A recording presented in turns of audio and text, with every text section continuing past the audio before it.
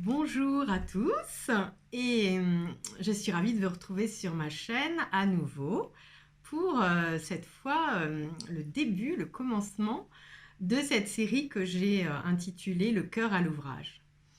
Voilà, donc c'est une expression populaire, on va dire, que j'apprécie bien et qui m'est venue tout naturellement pour parler de ce processus que nous allons élaborer ensemble. Comme je vous l'ai déjà expliqué lors de la première vidéo, donc l'œuvre, le grand œuvre que nous pouvons composer ici et maintenant dans ce temps particulièrement favorable de l'avant-printemps. Voilà. Alors, le cœur à l'ouvrage, évidemment, c'est déjà ce qu'on voit d'important, c'est le terme ouvrage. Donc, je vous en ai déjà parlé l'autre fois. Pour moi, c'est vraiment, ça rappelle cette formule très connue de Boileau qui nous dit 20 fois remettre l'ouvrage sur le métier. Donc, il parle du tisserand et qui évidemment évoque toute la patience, toute la persévérance de l'artisan. Donc j'aime beaucoup cette idée aussi, bon, que ce soit dans l'ouvrage que l'on fait en art, hein, dans les processus artistiques, mais aussi dans le processus de cheminement spirituel. Voilà, c'est cette idée que le temps est un paramètre très important, même si le temps n'existe pas, paraît-il. Bon, mais ça, c'est voilà, c'est la physique quantique. Mais enfin, en tout cas, nous, dans notre incarnation pesante, et je dirais où l'on ressent la pesanteur et parfois la lourdeur, nous sommes tenus d'en tenir compte. C'est un paramètre qui peut aussi jouer en notre faveur. Donc, il y a cette idée d'accepter ce paramètre, d'accepter qu'il y aura à refaire, à façonner. Il y a aussi il y a le côté, bien sûr, persévérance dans l'effort, avec une foi, une confiance. Et je ne suis pas dans la projection, voyez. Donc c'est cette idée-là. Et dans le chant, donc comme je reparle toujours du chant, évidemment, donc dans ce processus artistique, on a également comme je vous le disais la dernière fois, cet aspect tangible d'être dans ce processus d'accroître l'espace intérieur, d'accroître le rayonnement que l'on peut obtenir dans la voix.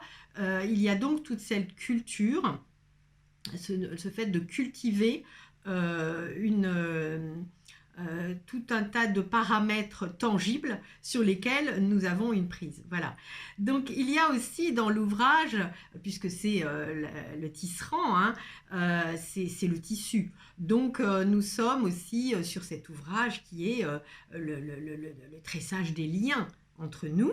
Donc nous travaillons à une unité, à ennoblir aussi tous ces liens, à les valoriser, à les intégrer, à les faire nôtres, à les sublimer aussi. Voilà, on imagine aussi que le tisserand, voilà, il est en train de tisser une riche étoffe, une belle étoffe, voilà, avec toute la préciosité que cela sous-entend.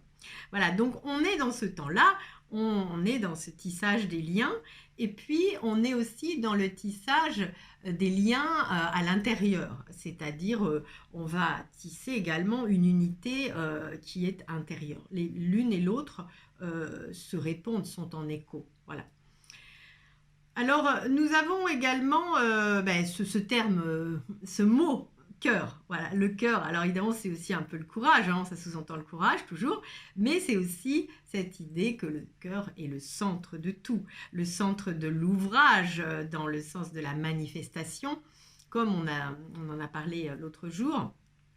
Il y avait donc, je peux simplement citer la phrase qui termine le livre de Philippe Guillemant, Le grand virage de l'humanité, où il précise bien que, hors de toute mièvrerie, nous avons la certitude, et à la limite, on va dire aussi, pour ceux qui sont quand même sensibles à cela et qui expérimentent, parce que là aussi c'est une question de se mettre dans cette dynamique avec patience, nous avons la sensation et la certitude aussi, parce que la science est venue le prouver, que les choses partent du cœur et que nous écrivons notre futur à partir du cœur. Donc on est bien avec l'émotion sur un terrain que je connais et sur lesquels que je compte exploiter au maximum, on va dire tirer tous les fils, justement pour reprendre cette métaphore, tirer tous les fils ce puits ce puits, je dirais pas sans fond, mais voilà, sans fin, où il y a, où on résonne dans l'amour. Le terme d'amour est vraiment, et l'énergie d'amour est, comme qui dirait, primordiale. Voilà. Donc, nous sommes également dans cette idée que il y a à maintenir ou à renforcer l'engagement du cœur. Alors, dans le chant, par le chant, nous avons aussi cette sensation d'engagement. Pourquoi? Parce qu'il s'agit de contacter une certaine énergie.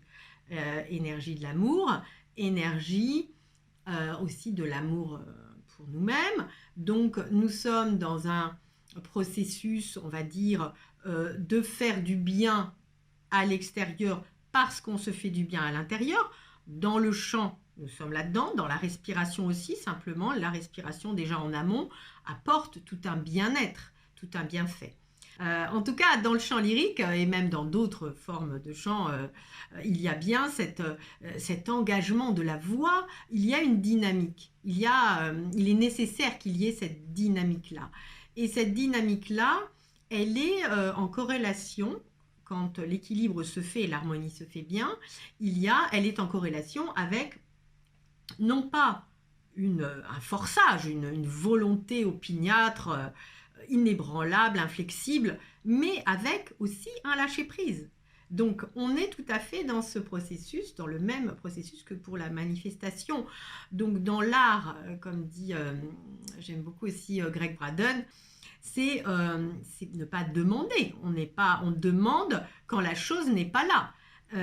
Au contraire, il s'agit de se mettre dans cette vibration du « cela est déjà ici en moi » et de fait, cela se manifeste à l'extérieur. Du coup, pour ce qui concerne l'amour, vous pensez bien que ici, dans les posts que je vais faire, il va s'agir de chants d'amour. Nous serons sur ce terrain-là, si j'ose dire, sur ce terreau-là extrêmement fécond.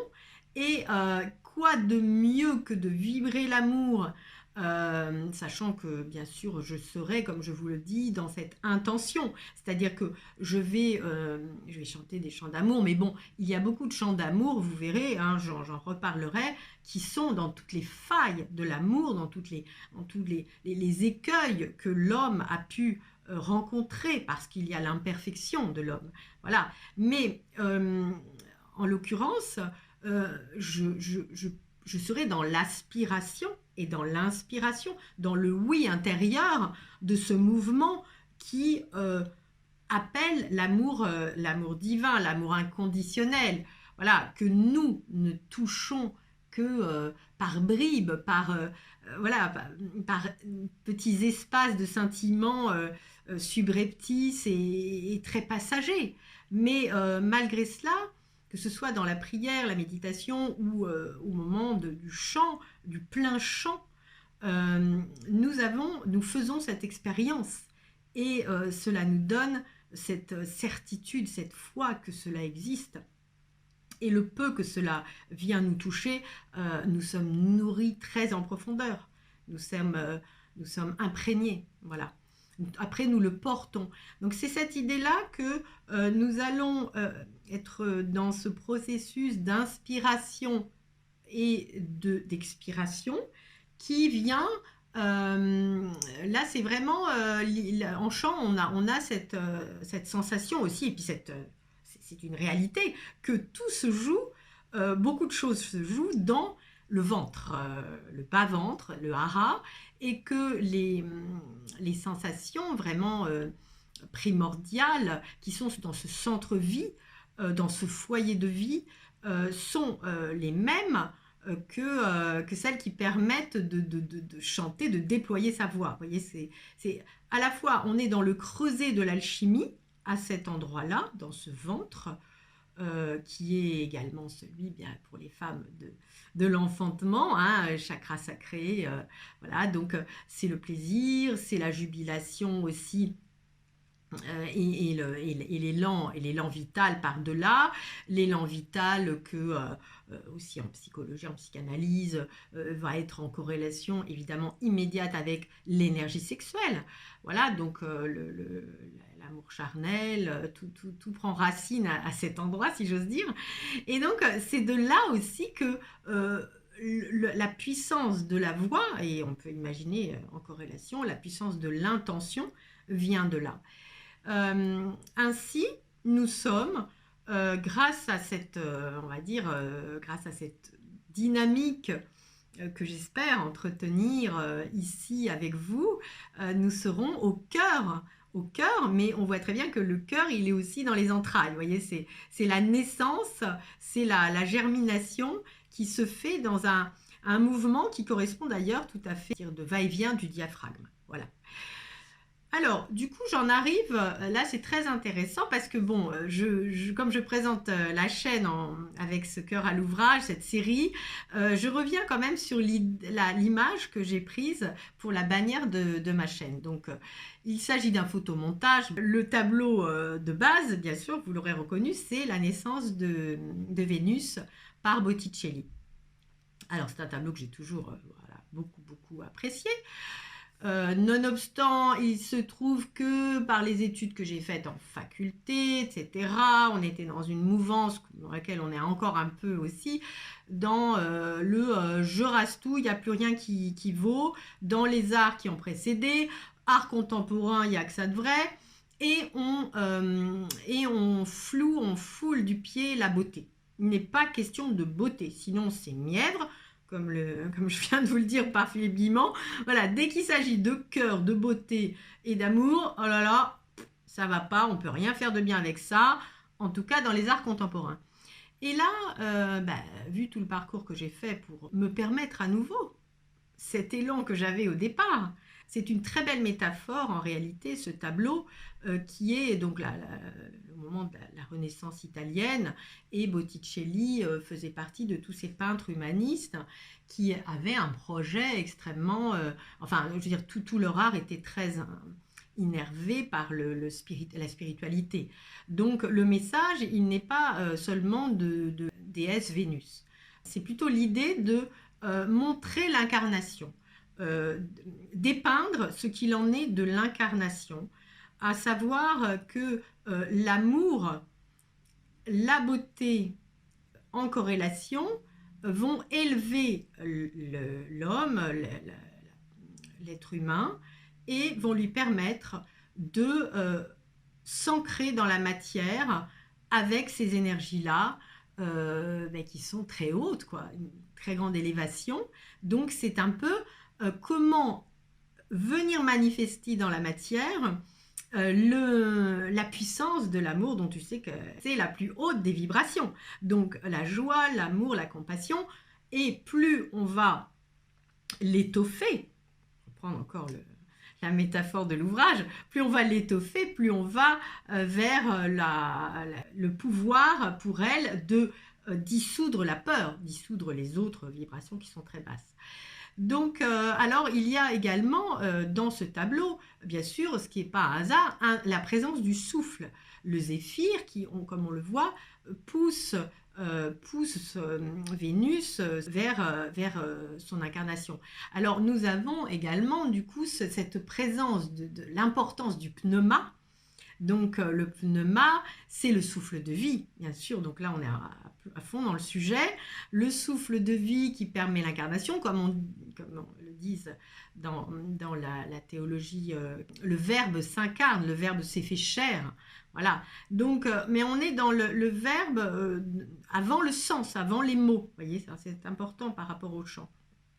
Donc, on est dans cette valeur extrêmement fondatrice à la fois l'inspire et l'expire, le pneuma, la circulation de la vitalité par le souffle, et en même temps l'incarnation dans la matière de ce qui est incréé, de ce qui est pure essence immatérielle. Alors, nous avons également dans tout ce qu'on voit de la présence de l'eau, puisque là aussi c'est important, c'est les émotions. Donc, la Vénus circule sur l'eau. Il y a une circulation. Vous voyez, ça aussi c'est intéressant qu'il y a ce mouvement qui est représenté. Les eaux, c'est les eaux des émotions. C'est aussi, ça peut être les eaux troubles qui sont en dessous, voir tout ce qu'il y a de sombre, de plus innommable, de plus difficile à voir pour nous en nous-mêmes, vous voyez, dans nos émotions. Donc il y a ça. Et puis il y a évidemment tout ce qui resplendit autour, c'est la beauté de la création avec les fleurs, avec la floraison. Donc on est dans la Renaissance, pour ne pas faire de mauvais jeu de mots, puisque là c'est carrément la Renaissance italienne, c'est la période, mais nous sommes également nous-mêmes dans cet avant-printemps, dans ces prémices du printemps 2022, j'allais me tromper, non mais nous sommes à fond dans la fin d'une espèce de période de latence, comme ça, de couvaison, comme je disais, le temps de la chrysalide, là, où nous allons véritablement enclencher ce mouvement et où elle est au bord d'accoster. Nous sommes nous-mêmes au bord de manifester notre bel ouvrage, hein, voilà. Et donc, ce printemps, avec toutes ces fleurs, avec tous ces, va nous voir, nous allons voir apparaître des fleurs, avec des surprises, certainement, des surprises. Vous voyez, j'ai bien entendu aussi cette vérité que nous avons eu un temps d'ensemencement, comme je le disais, enchantement, ça rime aussi avec ensemencement. Alors pendant toute une période, sans qu'on le sache, et même certains l'ont senti, sans doute les plus sensibles, mais c'était, je dirais, vraiment intangible, et cela s'est fait malgré le tumulte, malgré tout ce qu'il y a eu de si difficile pour surfer sur la vague, là, comme on est sur le coquillage avec Vénus. Eh bien, on s'adapte, on est dans la souplesse, mais pendant ce temps, on a eu foi que des énergies, c'est les énergies du Verseau, venaient descendre sur la Terre, venaient pénétrer la Terre profondément. Et là, soudain, le temps est venu de faire germer tout ça, de faire apparaître les fleurs, toute cette floraison printanière pleine de renouveau, et nous-mêmes aller dans ce mouvement du renouveau. Voilà, donc c'est assez beau, et je revendique la beauté à l'heure actuelle. Je pense qu'il y a cette humilité à avoir comme de la patience de la main. Et là, il s'agit, évidemment des arts plastiques, mais de la même manière, il y a la patience du chant comme quelque chose que l'on renouvelle, avec lequel on est dans une persévérance de chaque jour pour accorder son corps comme un instrument, voilà, pour jouer le plus juste possible, être dans cette juste place, ce juste équilibre, vous voyez. Et justement, si j'ai mis donc la ligne des chakras sous forme de fleurs sur la Vénus, vous voyez bien que la ligne, elle est un peu serpentine. Il ne s'agit pas d'une personne comme on voit dans les images où il y a l'alignement des chakras. C'est beaucoup plus courbe. Pourquoi ? Parce que il y a quand même cet alignement à avoir pour chanter, donc c'est en corrélation, hein, je l'ai découvert aussi par moi-même, tout ça, par expérimentation, je me suis dit, mais c'est pas possible, bon sang, mais c'est bien sûr, on a le même alignement, que ce soit le nerf vague, là, ce qu'on appelle la colonne d'air, en chant ou dans les instruments de musique avant, c'est la même chose et ça suit l'alignement des chakras. Donc, on a à avoir... On le sent, on sent cette circulation, et c'est vraiment très agréable en plus, voilà. Et donc, si, plus on a cette fluidité, hein, pour reprendre la métaphore aussi de l'eau, plus on a cette fluidité, cette harmonie, plus le chant est optimal, il est plein, il est voilà, généreux. Bon, voilà. Et donc, c'est aussi cette idée que nous avons un alignement qui est tout en souplesse et en courbe.